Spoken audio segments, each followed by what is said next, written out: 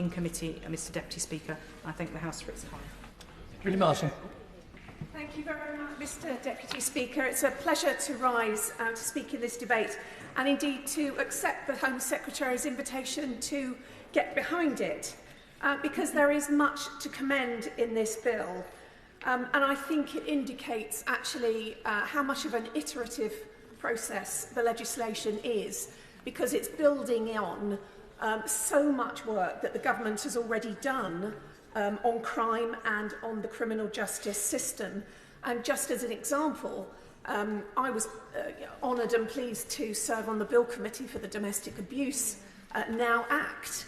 But we see in the criminal justice bill before us today a further improvement where we're adding aggravating feature to reflect heinous crimes when men are ending the end of controlling their partner and commit heinous crimes such as murder. So it very much is an iterative process.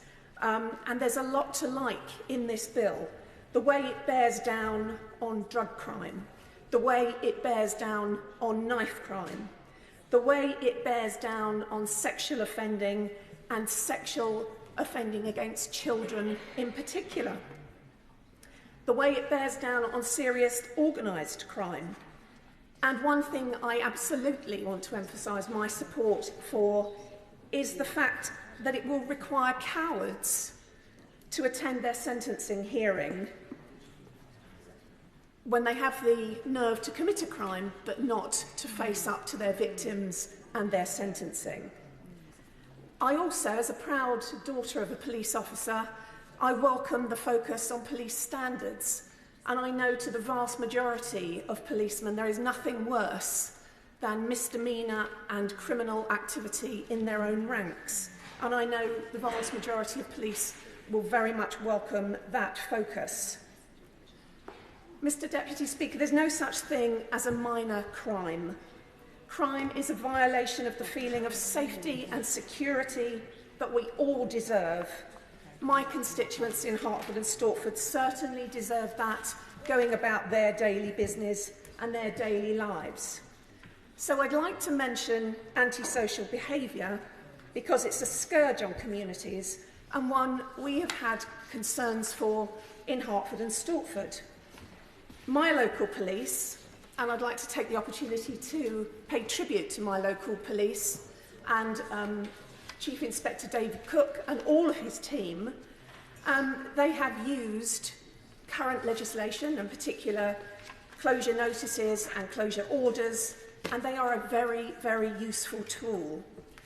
I have raised to the ministers in the past the possibility and what we've seen raised by my local police, which is a bit of a revolving door with closure orders. A closure order can be issued by a court and it's very effective. The community breathes a sigh of relief and they have respite from the problems that they've been having for a certain period of time.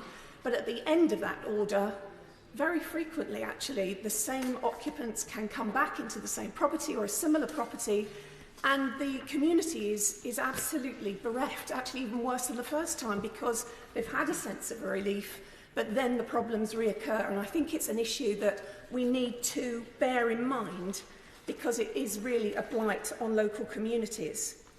And actually, I think the provision to extend the power to issue and to apply for closure orders to registered social housing providers is very welcome, because I think that helps to give extra responsibility to those providers, and it will, I think, encourage them to take it seriously, to try and avoid that revolving door element and actually look for more permanent solutions, which will be hugely beneficial to local communities.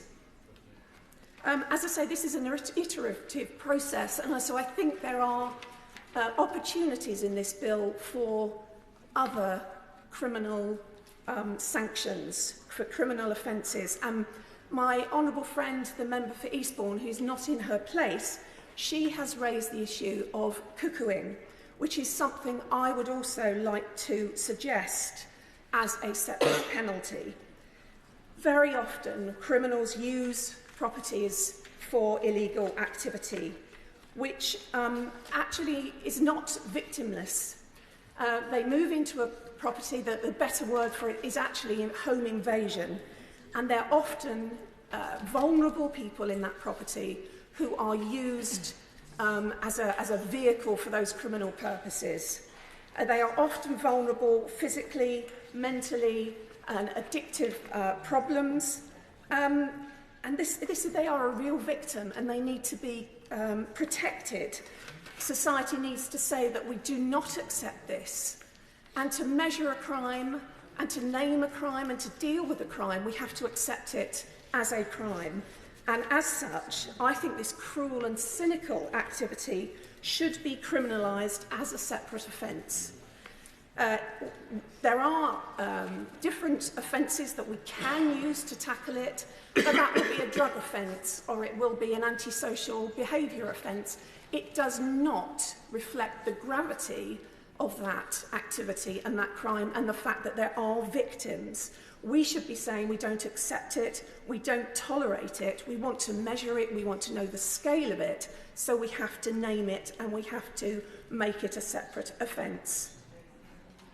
On the same lines, another horrific crime which has no separate offence and which has been mentioned before, and my honourable friend the member for Gloucester has done a lot of work on this already and I know will continue to do so, and that is spiking. It beggars belief that someone would go out and prepare to administer toxic, noxious substances to another person, usually women, but not exclusively women, and often for sexual and control purposes. We currently rely on other offences again, but we must name that offence. We must see it, we must convict it, and we must sentence it as the crime it is. I've sat on a bench as a magistrate many times, and when you see victims of offences and you see how much it means to them to have their day in court, to be able to give their evidence, to have their crime, the crime that has been perpetuated against them, named and recognised and sentenced, it means a huge amount to them, and it should mean everything to us. We often hear the phrase, punishment should fit the crime, but in the case of those two final offences, cuckooing and spiking, it's my assertion that the crime should fit the crime and that they should be separate offences, and I hope the ministers and the government will look at those carefully. Thank you. Richard Graham. Mr Deputy Speaker, what a